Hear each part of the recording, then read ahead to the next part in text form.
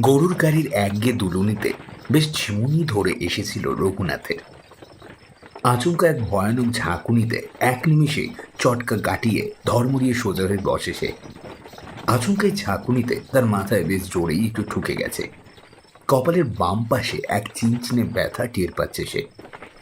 কপালে হাত বুলাতে বুলাতে বিরক্ত মুখে গাড়ির গাড়োয়ানের উদ্দেশ্যে রঘু বলে, আহ! আরে করছোটা কি? দেখে শুনে চলতে পারছো না? কিন্তু কথাটা শেষ করে বেশ চমকে ওঠে রঘুনাথ, কারণ গাড়িতে গাড়োয়ান নেই। বলদ দুটো বেসামালভাবে পথের মাঝ বরাবর দাঁড়িয়ে ঝটপট করছে। ব্যাপার দেখে বেশ অবাকই হয় রঘু। গাড়োয়ান বেটা গেল কোথায়? চিন্তিত মুখে গাড়ি থেকে নেমে এদিক সেদিক তাকায় সে। মাঘের হাড় কাঁপানো শীতের কামড়ে এমনিতে এখন পল্লীগ্রামের যুবথুবু অবস্থা। তার উপরে সাঁঝবেলায় যে পথঘাট জনমানবহীন হবে সে কথা তো বলা বাহুল্য। গায়ের আলোয়ানখানা ভালো করে জড়িয়ে নিয়ে এগোয় রঘুনাথ। গাড়িটা একদিকে কাত করে দাঁড়িয়ে আছে। পথের মাঝে এক অগভীর গর্তে গাড়ির একটা চাকা বসে যাওয়ায় ঝাঁকুনিটা লেগেছিল। গাড়ি থেকে ঝোলানো টিমটিমে হ্যারিকেনের আলোয় যতটা সম্ভব ততটাই দৃষ্টি প্রখর করে আশপাশে চোখ বোলায় রঘুনাথ। কিন্তু না, দুটো অবলা বলদ ছাড়া এই ত্রিসীমানায় আর কোনো জনপ্রাণী নেই। গাড়োয়ানটা যেন বাতাসে মিলিয়ে গেছে। হঠাৎই বেশ ভয় ভয় করে ওঠে ওর। ব্যাপারটা তো মোটো সুবিধার মনে হচ্ছে না। ওই গাড়োয়ান বেটা চোর ডাকাত নয় তো? হয়তো রঘু ঘুমিয়ে পড়ার সুযোগে এই ফাঁকেই প্রান্তরে গাড়িখানা দাঁড় করিয়ে রেখে নিজের সঙ্গী সঙ্গদের খবর দিতে গেছে। লোকজন নিয়ে ফিরে এসে চড়াও হবে রঘুর উপরে। কথাটা মনে হতেই শির দ্বারা বেয়ে একটা হিমশীত স্রোতের চিনচিনানি টের পায় রঘু। ভয়ে হাত পা অবশ হয়ে আসতে চাইল, আর এক মুহূর্ত সময় নষ্ট না করে গাড়ির ভিতর থেকে নিজের তোরাঙ্গা আর বিছনাটাকে টেনে নামিয়ে দ্রুত পায়ে সে চলতে শুরু করে। যত তাড়াতাড়ি সম্ভব তাকে আমতলী গ্রামে পৌঁছাতেই হবে। চারপাশে সজাগ দৃষ্টি রেখে হাঁটতে শুরু করে রঘুনাথ। দুপাশে ধুধু ধান জমিটা পিছনে ফেলে দ্রুত এগোচ্ছে রঘু। আকাশে আজ চাঁদের আলো মৃত মানুষের দৃষ্টির মতোই ম্লান। তার উপর রাত বাড়ার সাথে সাথে চিতা পোড়ার ধোয়ার মতো পুঞ্জ পুঞ্জ ঘোলাটে কুয়াশা এসে চারপাশটাকে জড়িয়ে ধরেছে। রঘুনাথের কাছে যদিও এই পথটা অচেনা, তবু সদর স্টেশনের রেল কর্মচারীর বাতলে দেওয়া দিক নির্দেশ অনুযায়ী হিসাব কষলে আর মাইলখানেক হাঁটলেই সে পৌঁছে যাবে আমতলী। মনে সাহস জোগাড় করে আরো দ্রুত হাঁটতে থাকে রঘুনাথ। রঘুনাথ বিশ্বাস ওরফে রঘু বর্তমানের বাসিন্দা হলেও বর্তমানে সে আমতলী গ্রামের পোস্ট অফিসের নতুন মাস্টার। অনেক কাঠখড় পুড়িয়ে ইংরেজ সরকারকে নানাবিধ তোষামত করে এই চাকরিখানা জুটিয়েছে সে। তারপর কলকাতা গিয়ে বড় ডাক অফিসে শৈশাবোধ সেরে দায়িত্ব বুঝে নিয়ে আজ সকালে আমতলীর উদ্দেশ্যে রঘু রেলগাড়িতে চেপে বসেছিল। সব ঠিকঠাক চললে বিকালের মধ্যেই সদর স্টেশনে পৌঁছে যাওয়ার কথা ছিল তার। কিন্তু বিধিবান তাঁদের রেলগাড়ি থেকে কে একজন যেন লাইনে পড়ে কাটা পড়ায় গাড়ি প্রায় ঘন্টা দুয়েক দেরি করেছে ওই সদর স্টেশনে পৌঁছাতে। নামার পর সেখানে এক রেল কর্মচারীকে জিজ্ঞেস করে রঘু জানতে পেরেছিল স্টেশন থেকে নাক বরাবর সোজা ক্রোশ খানেক পথ গেলেই পাওয়া যাবে আমতলী। সেই হিসাবে একটা গরুর গাড়ি ভাড়া করে তাতে চড়ে বসেছিল রঘু। আর কিছুক্ষণ পরেই পথের ক্লান্তিতে ঘুমিয়েও পড়েছিল সে। আর ঘুম ভাঙতেই সে মুখোমুখি হয়েছে এই বিচিত্র বিপদের। মরা অজগরের মতো এলিয়ে পড়ে থাকা আঁকাবাঁকা পথ ধরে এগোচ্ছিল রঘু। তবে বেশ কিছুক্ষণ থেকে একটা চাপা আষ্টে গন্ধ তার নাকে ধাক্কা মারছে, সাথে পাথর চাপা এক নৈশব্দ। এমন কঠোর নৈশব্দ বড় বেশি অস্বস্তিকর। মনে হচ্ছে ঘোলাটে কুয়াশার ষড়যন্ত্রে রঘুনাথ পথ ভুলে ঢুকে পড়েছে বড় পাড়ের আঙিনায়। ঝরা পাতার খসখসে বা গলে পড়া কুয়াশার টুপটাপ কিছুই যেন আর শোনা যাচ্ছে না। কেবল চারপাশে আলগা অভিশাপের মতো লেপ্টে আছে একটা আষ্টে গন্ধ। রঘুনাথ তার 25 বছর জীবনে এমন প্রাণহীন রাত আর কখনো দেখেনি। যেন কোনো ভয়াল পিশাচ অঙ্গুলি লেহনে একমাত্র রঘু ছাড়া গোটা চরাচরটা মোড়ে কাঠ হয়ে গেছে। হাঁটার পরিশ্রম আর ভয়ের চোটে এই কনকনে শীতেও কপালে বিন্দু বিন্দু ঘাম জমে উঠেছে তার। ধান ক্ষেত শেষ হতেই রাস্তাটা যেন হঠাৎ ঢুকে গেছে একটা বাঁশঝাড়ের ভিতরে। কেমন যেন নেড়া নেড়া একটা বাঁশঝাড়, প্রায় পাতা শূন্য বাঁশগুলোতে সূচলো ফলার মতো দাঁড়িয়ে। ব্যাপারটা বেশ অদ্ভুত লাগলেও হাঁটার গতি কমায় না রঘু। তবে না চাইলেও মাত্র কয়েক গজ এগোতেই আপনা হতেই রঘুর হাঁটার বেগ কমে আসে। আসছে গন্ধটা এখানে একটু বড্ড বেশি প্রকট। বিষাক্ত বাতাসের ন্যায় নাক মুখ দিয়ে ঢুকে পড়ছে এবং দম বন্ধ করে দিচ্ছে। গা গুলিয়ে ওঠে ওর, বমির দমটা শরীরটাকে বেঁকে দেয়। আর ঠিক তখনই ন্যাড়া বাঁশঝাড়টার ভিতরে কি যেন একটা নড়ে ওঠে। কোনো মতো নিজেকে সামনে নিয়ে ভালো করে তাকায় সেদিকে রঘু। অন্ধকার বাঁশঝাড়ের ভিতর থেকে যেন আরো জমাট এক টুকরো অন্ধকার ধীরে ধীরে এগিয়ে আসছে তার দিকে। কিন্তু কি ওটা? স্থবিরের মতো দাঁড়িয়ে পড়ে রঘু। অদূরের জমাট বাঁধা অন্ধকারটা ক্রমে ক্রমে একটা অবয়ব নিচ্ছে, যেন মুঠো মুঠো অন্ধকার দিয়ে কোনো অদৃশ্য এক শিল্পী খুব দ্রুত একটা মূর্তি বানাচ্ছে। আচমকা সেই জমাট বাঁধা অন্ধকারটা এসে প্রায় ঝাঁপিয়ে পড়ে রঘুর উপরে। হতভম্ব রঘু কিছু বুঝে ওঠার আগেই ভারী কিছুর আঘাতে ছিটকে পড়ে এই রাস্তার উপরে। আর ঠিক তখনই যেন কোনো কালো জাদুর প্রভাবে সেই ঘোলাটে কুয়াশার জাল ছিন্ন হয়ে বজ্রঘাতের ন্যায় এক ফালি চাঁদের আলো এসে পড়ে সেই অন্ধকার অবয়বটার উপরে। বিস্ফারিত চোখে রঘু দেখে সেই অন্ধকার অবয়বটা আর কিছুই নয়, এটা তার সেই ফেলে আসা গরুর গাড়িটার গাড়োয়ানটার মৃতদেহ। মাত্র ঘন্টা খানেক আগে দেখা সেই সুস্থ সবল জোয়ান মানুষটা এখন মরে কাঠ হয়ে পড়ে আছে। শুধু তাই নয়, তার চোখ জোড়া কেউ যেন প্রবল আক্রোশে উপড়ে নিয়ে গেছে।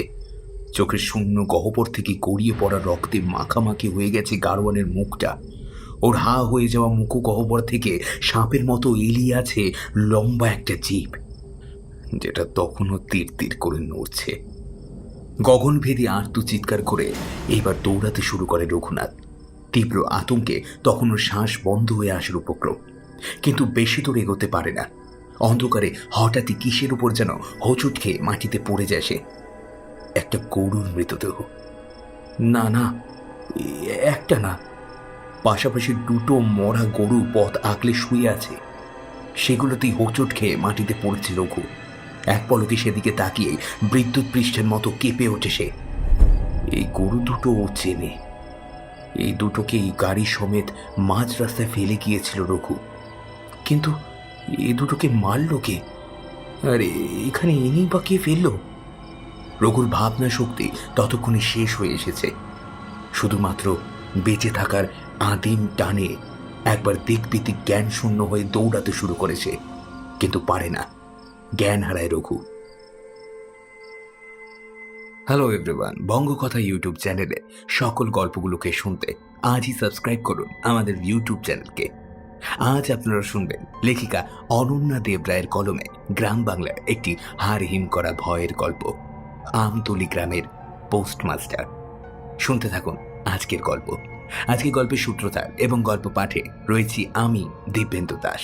শুরু হচ্ছে আমতলী গ্রামের পোস্টমাস্টার।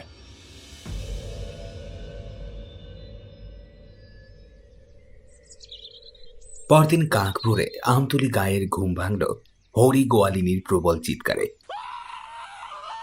হরি গোয়ালিনীর বাজখাই গলা চেনে না এমন ব্যক্তি আমতলীতে খুব কমই আছে। সুতরাং প্রায় সকলেরই ঘুম চোখে এবং সেই বুক ফাটানো কান্না লক্ষ্য করে তড়িঘড়ি সেই দিকেই এগোয়। তবে ঘটনাস্থলে সবচেয়ে আগে পৌঁছেছিল গ্রামের বৃদ্ধ চাষা নটবর নন্দী। গায়ের শেষ বাঘটা পেরিয়ে যে মাটির রাস্তাটা ন্যাড়া বাঁশঝাড়ের বুক চিরে সোজা সদর দিকে এগিয়ে গেছে, সেই রাস্তার উপরে বসেই বুক চাপড়ে কান্নাকাটি করছিল হরি। বুড়ো নটনন্দী বিষয়টা ভালোভাবে বোঝার জন্য জিজ্ঞেস করে, বলি, ব্যাপারটা কি রে হরি? এই কাক ভোরে এমন চিৎকার? কিন্তু প্রশ্নটা শেষ করার আগেই দু চোখ বিস্ফোরিত হয়ে যায় পুরোর। কতকটা খাবি খাওয়ার মতোই শব্দ বের হয়ে আসে বুড়োর ফোকলা মুখগহ্বর থেকে। কাঁপতে কাঁপতে প্রায় বেসামাল হয়ে ধপ করে হরির পাশটাতেই বসে পড়ে নটনন্দী। তার চোখ জোড়া তখনও সামনের দিকে নিবদ্ধ, যেখানে এক ফালি ওই মাটির রাস্তাটার উপর আড়াহাড়ি হয়ে পড়ে আছে দুটো নথর বলদের প্রায় ছিন্ন ভিন্ন দেহ। মনে হচ্ছে কেউ যেন প্রবল আক্রোশে বলদ দুটোর পেট ছিঁড়ে নাড়িগুড়ি সব টেনে বার করে নিয়েছে। চূড়ান্ত পাশবিক বলে উপড়ে নিয়েছে অবলা প্রাণী দুটোর শিংগুলো। অসহ্য যন্ত্রণায় অসহায় পশুগুলো চোখের কোল বেয়ে গড়িয়ে পড়া রক্তের ধারা ভিজে গেছে মেঠো পথে। আর এর চেয়েও ভয়ঙ্কর বিষয়গুলো হলো, গরু দুটোর অদূরেই পড়ে আছে হরি গোয়ালিনীর স্বামী অধরের দেহ। সে দেহ এতটাই বীভৎস যে চোখে দেখা যায় না। কোনো মানুষের মৃতদেহ যে এতটা ভয়ানক হতে পারে তা এর আগে জানা ছিল না। যেন ক্ষুধার্ত কোনো দানব খুপলে খেয়েছে এই জোয়ান অধরকে। তার অমন লম্বা চওড়া শরীরখানা এখন এতটুকু হয়ে গেছে। তার একটা হাত আর একটা পা সম্পূর্ণ গায়েব। বুকের কাছে একটা মস্ত দগদগে গর্ত। আধ খাওয়া হৃৎপিণ্ডটা ঝুলে আছে মৃতদেহের পাশে। আর সবচেয়ে আশ্চর্যের বিষয় হলো, এইসবের কিছুটা দূরেই রাস্তায় মুখ গুজে পড়ে আছে একটা অচেনা যুবক।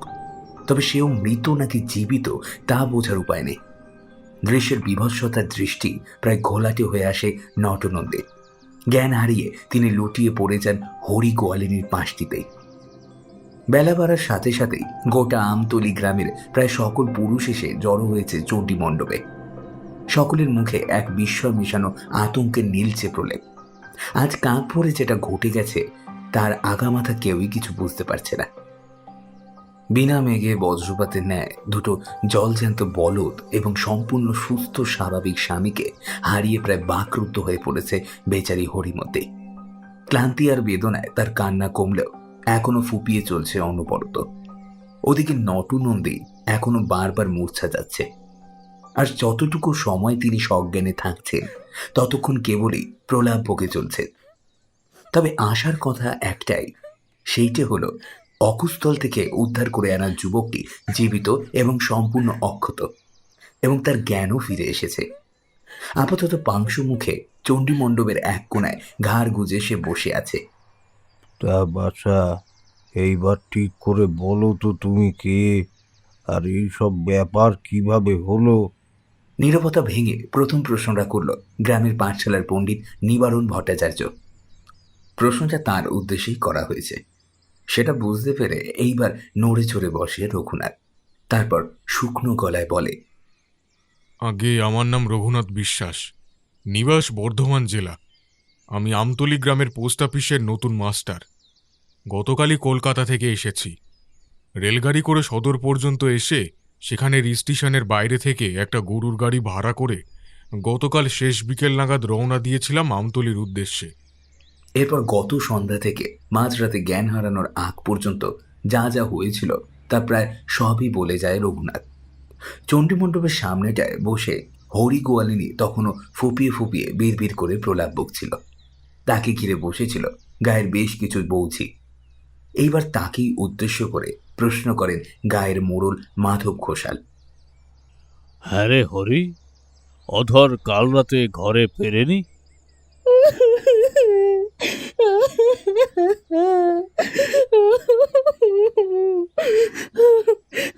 না গো মোড়ল মশাই, ও কিন্তু কখনোই এরকম করে না।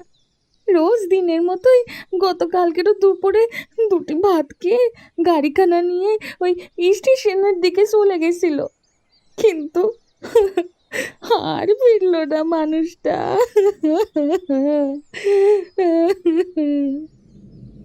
জবাব দিতে গিয়ে কান্নার দমক আবারও একটু একটু করে বাড়ে হরিমতি গোয়ালিনীর। এরপর হরিমতি যা বলে তার সারমর্ম হল, অন্যান্য দিন যত রাতই হোক না কেন যাত্রী নামিয়ে অধর ঠিকই তার বাড়িতে ফিরে আসে, কিন্তু কাল রাতে দ্বিতীয় প্রহর বের হয়ে গেল অধর কিন্তু বাড়ি ফেরেনি। দুশ্চিন্তা প্রায় সারাটা রাতেই ঘরবার করে কাটে হরির। তারপর আজ ভোর হতেই সে ভেবেছিল একটু এগিয়ে দেখে, যদি পথে অধরের দেখা পায়। সেই উদ্দেশ্যেই সে হাঁটতে হাঁটতে গ্রামের পাশের ওই বাঁশ ঝাড়টার ভিতরে পথ এগোচ্ছিল। আর কিছুটা এগোতেই সে দেখতে পেয়েছিল ওই ভয়ানক দৃশ্য। হরিমতি গোয়ালিনীর কথা শেষ হওয়ার পরে মুখ থেকে ঠেলো হুকোটা নামিয়ে অল্প কেশে শ্লেষা বসা ঘর ঘরে গলায় গায়ের বৃদ্ধ পুরোহিত ভবানী চক্রবর্তী বললেন, সবই তো বুঝলাম, কিন্তু এমন ভয়ানক ঘটনাটা তবে ঘটালে কে? অধরকে মারলেই বা কে?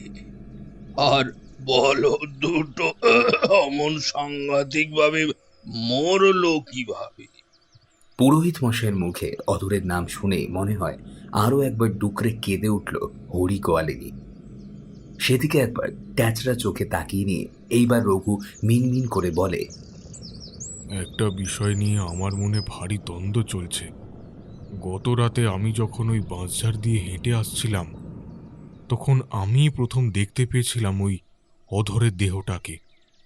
তখন অধরের মৃতদেহটা বিকৃত ছিল ঠিকই, কিন্তু এমন বীভৎসভাবে ছিন্ন ভিন্ন ছিল না।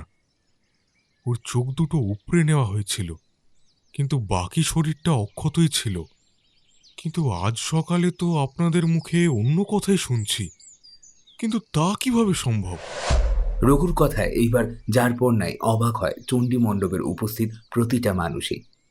এই গায়ে তো আর বাঘ ভাল্লুক নেই যে তারা এসে মানুষটাকে ছিঁড়ে ফুঁড়ে খাবে। তবে এমনটা করল কে? যথাযথ উত্তর কোনো কিছুই ছিল না। অগত্যা চণ্ডী মণ্ডপের আলোচনা সভা তখনকার মতো মুলতবি হয়ে যায়। গ্রামের কিছু মানুষ রঘুকে সাথে নিয়ে পোস্ট অফিসে পৌঁছে দেয় এবং যে যার বাড়ি ফিরে যায়। প্রত্যন্ত পল্লীগ্রাম এই আমতলিতে পোস্ট অফিসটা এখনো সেইভাবে চালু হয়নি। ব্রিটিশ সরকার নেহাতি উদ্যোগ নিয়ে এখানে একটা পোস্ট অফিস তৈরি করে দিয়েছে, কিন্তু মানুষের কাছে ডাক বিভাগের গ্রহণযোগ্যতা এখনো তাল মেলাতে পারেনি। রঘুনাথই হচ্ছে এখানের প্রথম পোস্টমাস্টার। এখনো কোনো পিয়ন নিযুক্ত হয়নি। সরকার থেকে সে দায়িত্ব রঘুকেই দেওয়া হয়েছে। রঘু ভেবেছিল আমতলিতে এসে গায়েরই কোনো ছেলেকে সেই কাজে নিযুক্ত করবে, কিন্তু এখানে আসার পর যা যা ঘটে গেল, এখন সে নিজেই আর এখানে থাকতে পারবে কিনা কে জানে। নিজের ঘরে তক্ত বসে শুয়ে শুয়ে এইসবই সাত পাঁচ ভাবছিল রঘু। একটা ছোট্ট একচালা ঘর, আর তার সামনে এক ফালি একটা দাওয়াত নিয়ে তৈরি হয়েছে আমতলি গ্রামের পোস্ট অফিস। আপাতত সেই এক চালারই এক কোণাতেই হয়েছে রঘুর থাকার ব্যবস্থা। এই আমতলি গ্রামের মোড়ল মশাই নেহাতি সজ্জন ব্যক্তি।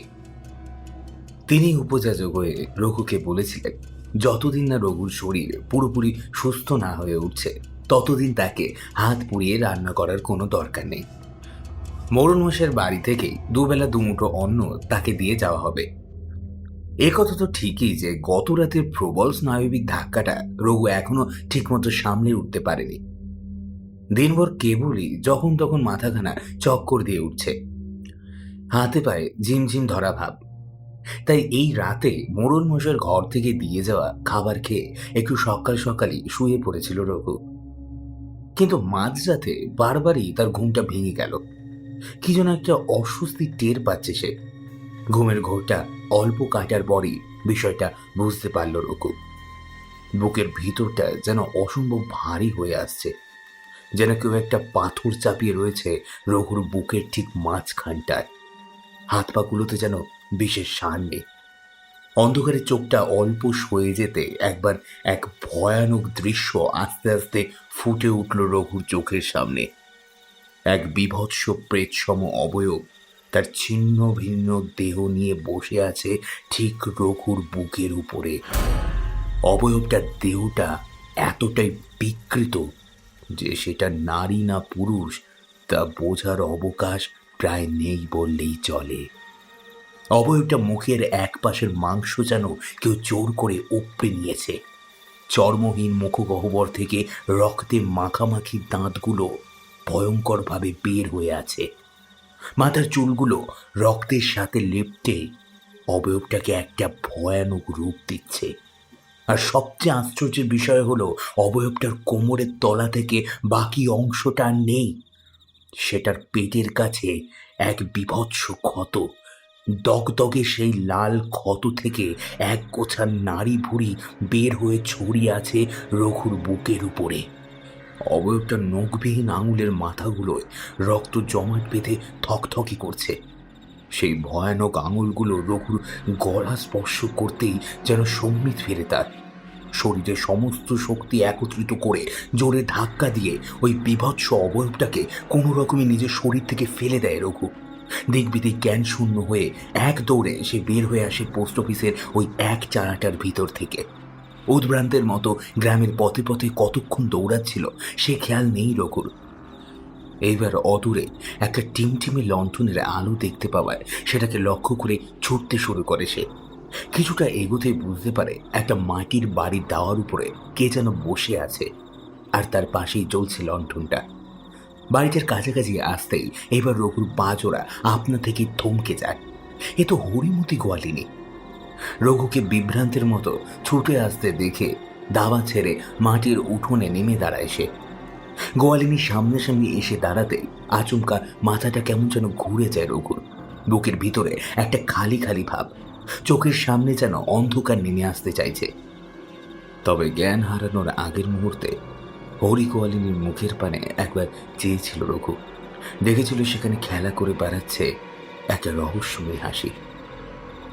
পরের দিন সকালে যখন জ্ঞান ফেরে তখন রঘু দেখে তার চারপাশে ঝুঁকে আছে বেশ কয়েকটা উদ্বিগ্ন মুখ। আর গায়ের কবিরাজ রহস্যময় বৈদ্য রঘুর ঠিক পাশটিতে বসে ভীষণ গম্ভীর মুখ করে এক মনে তার নারী পরীক্ষা করে চলেছেন। তড়িঘড়ি উঠে বসে রঘু, চোখ মুখে অপ্রস্তুত ভাব স্পষ্ট। ইতস্তত চোখ বুলিয়ে সে বুঝতে পারে এটা ওই হরি গোয়ালিনীর বাড়িরই উঠোন, যেখানে গত রাতে এসে সে জ্ঞান হারিয়েছিল। হরিমতি অদূরে দাওয়ার উপরে বসে গ্রামের অন্য বৌঝিদের সাথে কি যেন আলোচনা করছে। সেদিকে কান করতেই রঘু শুনতে পায় হরিমতি বলছে, স্বামীটা গত হওয়ায় মনটা বড্ড খারাপ করছিল, কিছুতেই ঘুম আসতেছিল না। তাই ভাবলুম একটু দাওয়ায় গিয়ে বসি। তা আমি দিব্যি আনমনা হয়ে বসেছিলুম, হঠাৎ দেখি এই ডাকবাবু কোত্থেকে না জানি হুড়মুড় করে দৌড়ে এদিক পানি আসতেছে। তা আমি তো ভারী অবাক হলাম, ব্যাপারখানা কি সেইটা বোঝার জন্যই দাওয়া থেকে নামতেই ওই ডাকবাবু উঠোনের মাঝখানটা এসে দাঁড়ালেন। তারপর বলা নেই কওয়া নেই দেখি চোখ উল্টে ভিড় মেখে লুটিয়ে পড়লেন ধপ করে। এখন আমি একা মেয়ে মানুষ, ওই মাঝরাতে কি করি? তাই চুপচাপ বসে অপেক্ষা করছিলুম যে কখন ভোর হয়। তারপর পূব দিকে একটু ফর্সা হতেই তো ডাকলুম গায়ের লোকজনদের। হরি চুপ করতে এবার বিরক্তি গলায় কবিরাজ রসময় বৈদ্য বলে ওঠে, আহ, তা বাপু তোর যা গলার জোর হরি, তুই একবার হাঁক পারলেই সারা কাজ জেগে উঠত। তা তুই সেইটা না করে কোন আক্কেলে বসে বসে ভোর পর্যন্ত অপেক্ষা করলি? হ্যাঁ, এতটা দেরি করায় ডাকবাবুর যদি কিছু গুরুতর হয়ে যেত তখন তখন তার দায়ভার কে নিত শুনি? জবাবে অগ্নিশর্মা হয়ে কি যেন একটা জবাব দিতে যাচ্ছিল গোয়ালিনী, কিন্তু বাদ সাধলেন মোড়ল ঘোষাল মশাই। তিনি এক হাত তুলে আশ্বস্ত করার ভঙ্গিতে গম্ভীর গলায় বলল, তা মাস্টার, তুমি বা এমন কনকনে ঠান্ডায় নিজের আস্তানা ছেড়ে বের হয়েছিলে কেন শুনি? কোনো অসুবিধা হয়েছিল নাকি? গত রাতের কথা উঠতেই বিদ্যুতের ঝলকের মতো সব ঘটনা এক নিমিষে মনে পড়ে যায় রঘুর। সেই বিভৎস অবয়বের রক্তাক্ত দেহ, সেই বিকট অট্টহাসি। তীব্র আতঙ্কে কাঠ হয়ে গিয়ে ঝট করে একবার নিজের শরীরের দিকে তাকায় সে, আর তাকাতে ভীষণভাবে থমকে দাঁড়ায়, যেন একটা ভয়ানক গরমিল হয়ে গেছে। কারণ তার স্পষ্ট মনে আছে ওই ভয়ানক অবয়বটা শরীর থেকে গড়িয়ে পড়া গরম রক্ত তার শরীরকে ভিজিয়ে দিয়েছিল। কিন্তু এখন তো সে আর কিছুই দেখতে পাচ্ছে না। তার পরিধেয় পোশাক তো দিব্যি পরিষ্কার, এক ছিটে রক্তও তো লেগে নেই সেখানে। কিন্তু এ কেমন করে সম্ভব? এদিকে রঘুকে চুপ করে বসে থাকতে দেখে ঘোষাল মশাই তাগাদা দিয়ে আবার বলে উঠলেন, কই হে, কিছু তো বলো, মুখে রাগ কাটছো না কেন? প্রায় জোর করে নিজের হতভম্ব ভাবটা কাটিয়ে কয়েকটা ঢোক গিলে এইবার আস্তে আস্তে গত রাতের কথা সবটাই বিবরণ দিল রঘু। একটানা অনেকগুলো কথা বলে রঘু চুপ করে অল্প হাঁফাতে হাঁফাতে সকলের মুখে একবার চোখ বুলিয়ে নিল। হরি গোয়ালিনীর উঠোনে উপস্থিত প্রতিটা মানুষের মুখে চূড়ান্ত বিস্ময়ে বিস্ফারিত হয়ে থাকলেও সেখানে বিশ্বাসের ছাপ খুব একটা খুঁজে পাওয়া যাচ্ছে না। রঘু বুঝতে পারে আমতলী গ্রামের লোক তার কথাগুলো আদপেই বিশ্বাস করেনি। নিরুপায়ভাবে রঘু মাথা নিচু করে নেয়, তার চোখে জল চলে আসে। নীরবতা কাটিয়ে প্রথম কথা বললেন পুরোহিত চক্রবর্তী মশাই। তিনি অল্প ব্যঙ্গাত্মক স্বরে বলে উঠলেন, আমার মনে হয় মাস্টার স্বপ্ন দেখছে, নচেত এমন অবিশ্বাস্য আবার হয় নাকি? স্বপ্ন? স্বপ্ন দেখেছে রঘু, কিন্তু অমন জীবন্ত স্বপ্ন আবার হয় নাকি? ওই বিভৎস অবয়বের ঘিন ঘিনে স্পর্শ এখন তার স্পষ্ট মনে আছে শরীরে, কিন্তু কোনো প্রমাণ নেই তার কাছে। তবে এদেরকে সে বোঝাবে কেমন করে? নিজেকে ভীষণ অসহায় মনে হয় তার। মনে হয় রঘুর দুরবস্থাটা আজ করেন কবিরাজ মশাই। তাই অল্প কেশে নিয়ে তিনি বললেন, হ্যাঁ ঠাকুর মশাই, এমনটাই হয়তো হয়েছে। আসলে মাস্টারের বায়ু রোগ হয়েছে, তাই মাথাটা উঠে গেলে মানুষের এমন অনেক অদ্ভুত ভয়াবহ দৃশ্য প্রত্যক্ষ হয়। তাই সবই সত্যি বলে মনে হয়। নারীর গতি অতি ধীর হয়ে যায়, থেকে থেকে মাথাটা চক্কর লাগে। এই মাস্টারেরও তাই হয়েছে। সেই জন্যই তো এতক্ষণ পরীক্ষে নিরীক্ষে করার পরেও আমি তো তার নারী খুঁজে পেলাম না। এই রোগকে একদম বাড়তে দেওয়া উচিত নয়। আমি বেশ কিছু পরী দিয়ে যাচ্ছি, নিয়ম করে না খেলে কিন্তু বিস্তর বিপদ, এই আমি বলে রাখলাম। আর একদম লঘুপথ্য খেতে হবে, বার্লি হলেই ভালো, নচেত শিং মাছের ঝোল। আর কবিরাজ মশাই আরও কিছু বলতে যাচ্ছিলেন, কিন্তু তাকে এইবার থামিয়ে দিয়ে সন্দিহান গলায় পণ্ডিত নিবারণ ভট্টাচার্য বলে উঠলেন, নারী নেই মানে? একটা জল জ্যান্ত মানুষের নারী নেই মানে কি? এটা কি সম্ভব নাকি? জবাবে থতমত খাওয়ার মুখে আমতা আমতা করে কবিরাজ মশাই কয়েকটা সাফাই গাইবার শুরু করলেন। নেই নয়, নিশ্চয়ই আছে, থাকতেই হবে। তবে কিনা তা এতটাই ধীরে যে ঠিক মতো বোঝা যাচ্ছে না। তাছাড়া কবিরাজিতে এমন অনেক কিছুই হয়, সব কিছুর ব্যাখ্যা তোমরা বুঝবে না পণ্ডিত। তুমি হলে গিয়ে টোলের পণ্ডিত, তুমি যদি সব বুঝে যেতে তবে তুমি তো কবিরাজি হয়ে যেতে গো। শেষের দিকের কথাগুলো বেশ আক্রমণাত্মক ভঙ্গিতেই বললেন কবিরাজ রহস্যময় বৈদ্য। আহ, এমন বিপদের দিনে তোমরা নিজেদের মধ্যে বাকবিতণ্ডা বাড়িও না তো বাবু। ঠান্ডা মাথায় চিন্তা করো।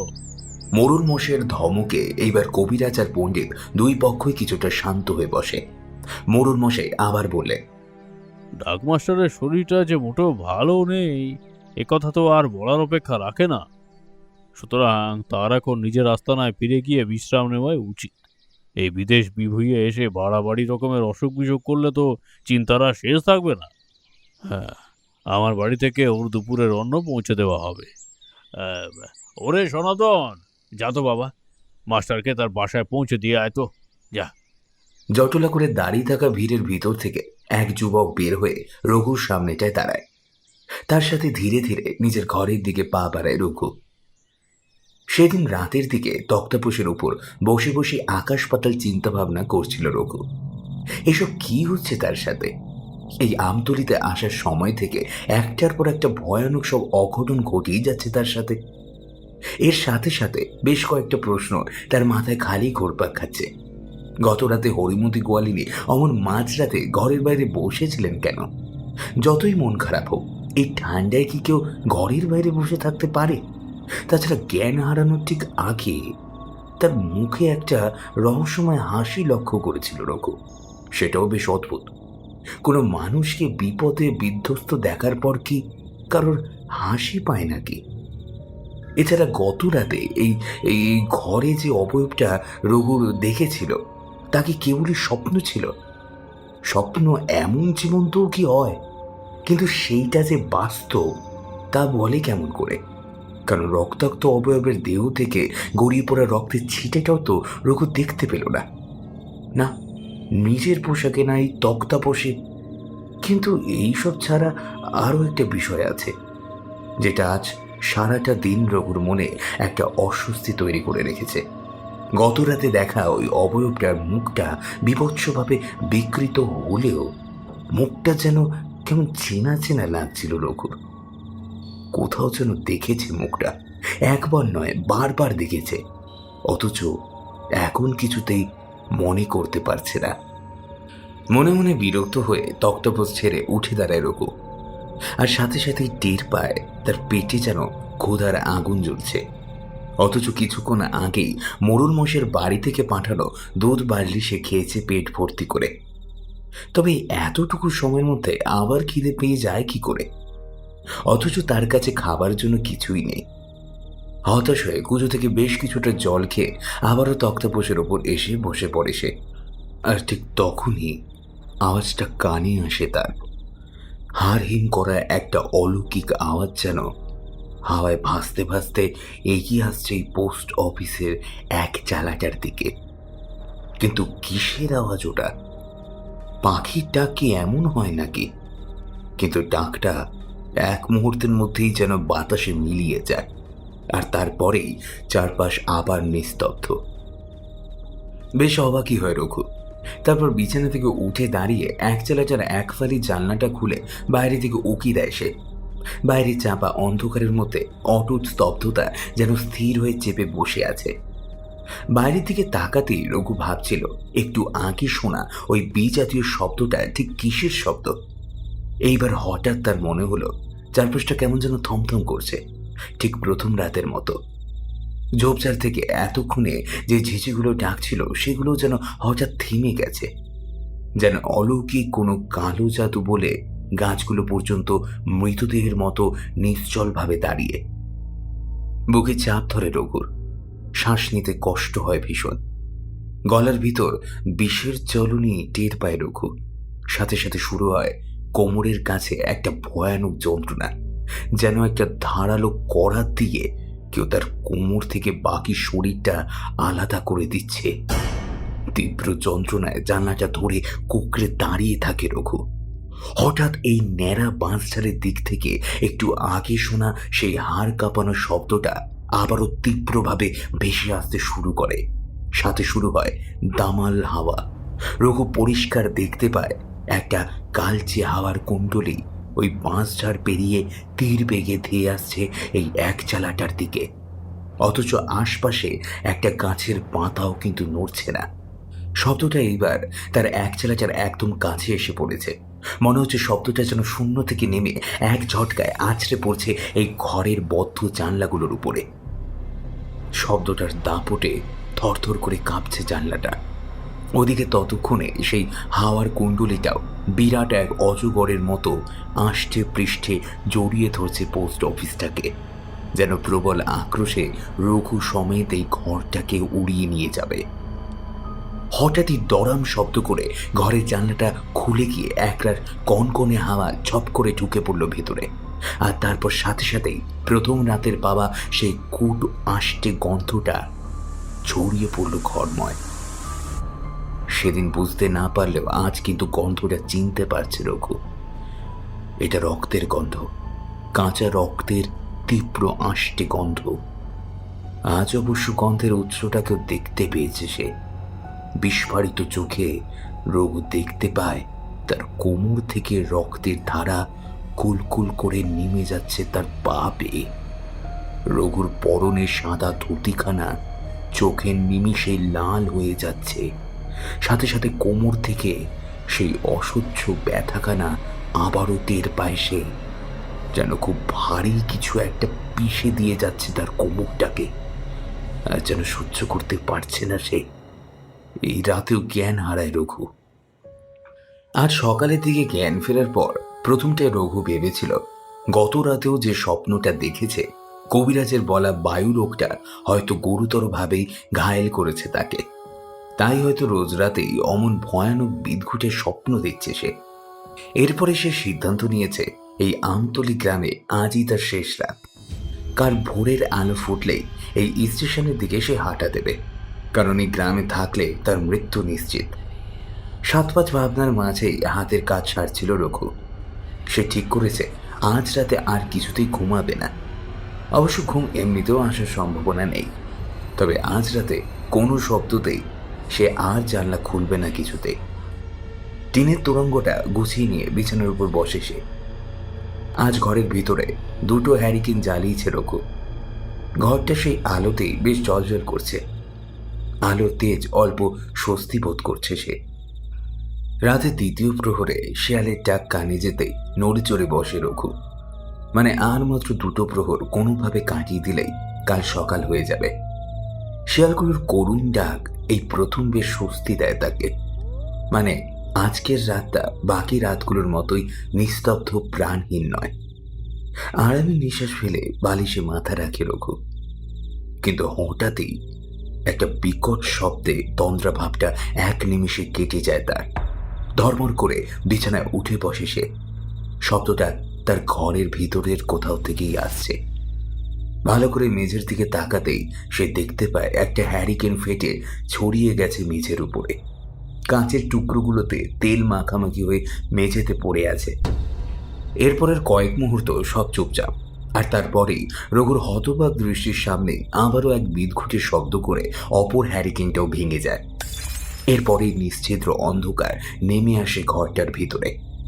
কেবল কেরোসিন তেলের পোড়া গন্ধটা ভেসে বেড়াচ্ছে আলগা অভিশাপের মতো।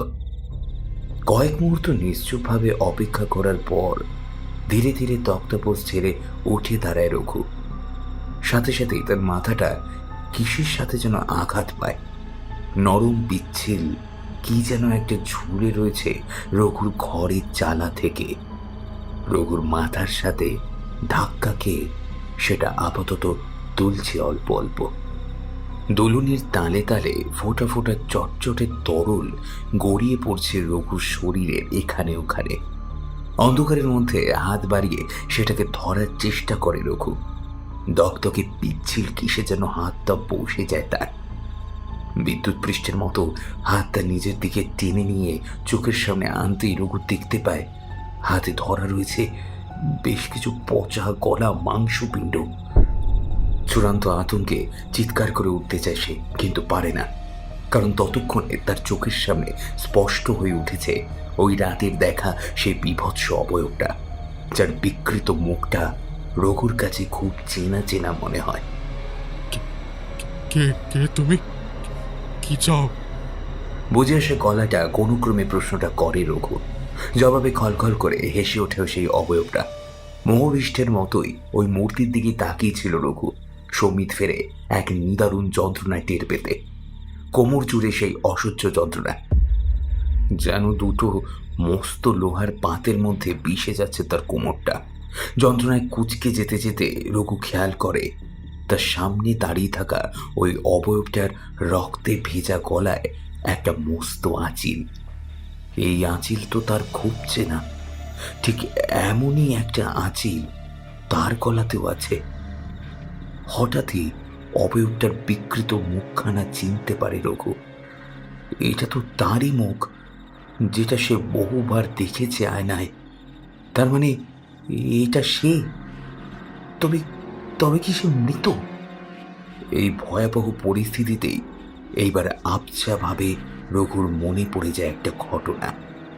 এই আমতলী গ্রামে আসবার তীরে সে একটাবার রেলগাড়ির খোলা দরজাটার সামনে আনমনাভাবে দাঁড়িয়েছিল। হঠাৎই এক তীব্র ঝাঁকুনি বেসামাল হয়ে গড়িয়ে পড়ে যায় নিচের দিকে। সাথে সাথে অনুভব করেছিল এক অসহায় যন্ত্রণা, যেন ভীষণ ভারী কিছু একটা চেপে বসে যাচ্ছিল তার কোমরের উপর।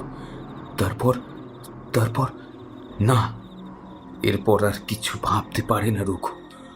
হঠাৎই আবার যেন প্রচণ্ড এক ঝটকা অনুভব করে সে, সাথে তীব্র একটা যন্ত্রণা। ব্রহ্মতালু পর্যন্ত বেদনায় কুঁকড়ে আসছে যেন। তার মাঝেই রঘু বুঝতে পারে তার শরীরটা 2টো টুকরো হয়ে গেছে।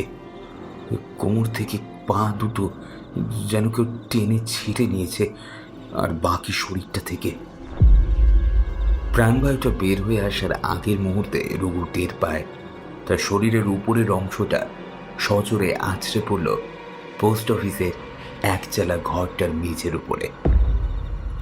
পরদিন একটু বেলা করে চণ্ডী মণ্ডপে এসে বসেছিলেন মোড়ল মাধব ঘোষাল। সঙ্গত হিসাবে এক এক করে বাকিরাও এসে জুটেছেন। তারা নিজেদের মধ্যেই চাপা গলায় অধর গোয়ালার অস্বাভাবিক মৃত্যু নিয়েই আলোচনা করছিল। হঠাৎই এক অচেনা যুবকের গলার স্বরে সামনের দিকে তাকায় তারা। এক সুদর্শন যুবক এসে দাঁড়িয়েছে চণ্ডী মণ্ডপের সামনে, হাতে টিনের তোরঙ্গ, বগলে বিছানা। ছেলেটা ধীরে সুস্থে হাতের মোট বহন নামিয়ে রেখে হাত জোড়া করে নমস্কার করে বলল, নমস্কার, আমার নাম মাখন লাল অধিকারী। আমি এই আমতলী গ্রামের পোস্টমাস্টার। কথা শেষ করে মাখন খেয়াল করে তার কথা শুনে গ্রামের লোকগুলোর মুখে বিস্ময়ের একটা প্রলেপ পড়েছে। টোলের পণ্ডিত নিবারণ ভট্টাচার্য অবাক গলায় প্রশ্ন করল, আবার পোস্টমাস্টার? কিন্তু রঘুনাথ তো... রঘুনাথের নাম শুনে একটু বিমর্ষ হয় মাখনের মুখটা।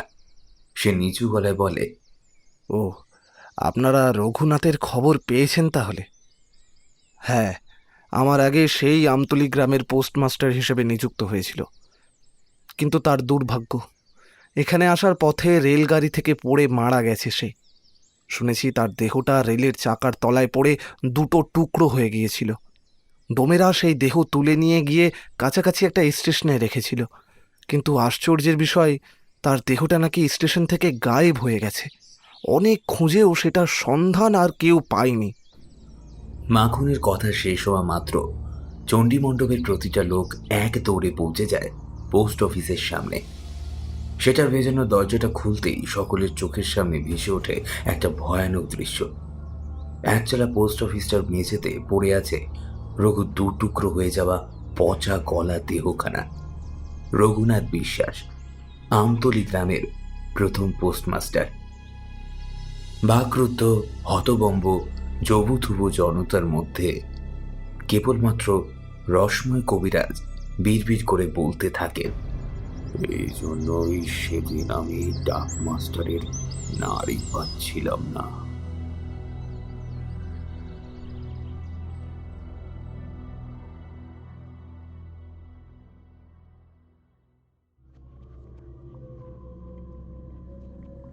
শুনছিলেন লেখিকা অনন্যা দেবরায়ের কলমে গ্রাম বাংলার একটি ভূতের গল্প, আমতলী গ্রামের পোস্টমাস্টার। গল্প পাঠে এবং গল্পের সূত্রধার ছিলাম আমি, দিব্যেন্দু দাস। কেমন লাগলো আপনাদের আজকের এই গল্পটি জানাবেন কিন্তু আমাদের ইউটিউব কমেন্ট সেকশনে। আর বঙ্গকথা চ্যানেলের সকল গল্পগুলোকে শুনতে আজই সাবস্ক্রাইব করে দিন আমাদের এই ইউটিউব চ্যানেলকে। আজকে গল্পের পোস্টারে ছিল চিত্রা, আবহতে শুভ। ভালো থাকবেন, সুস্থ থাকবেন, সঙ্গে থাকবেন এবং এভাবে আরও ভালোবাসবেন, আরও আমাদের কাজগুলোকে আরও অনেক মানুষের কাছে শেয়ার করে পৌঁছে দেবেন। দেখা হচ্ছে অন্য কোনো গল্পে।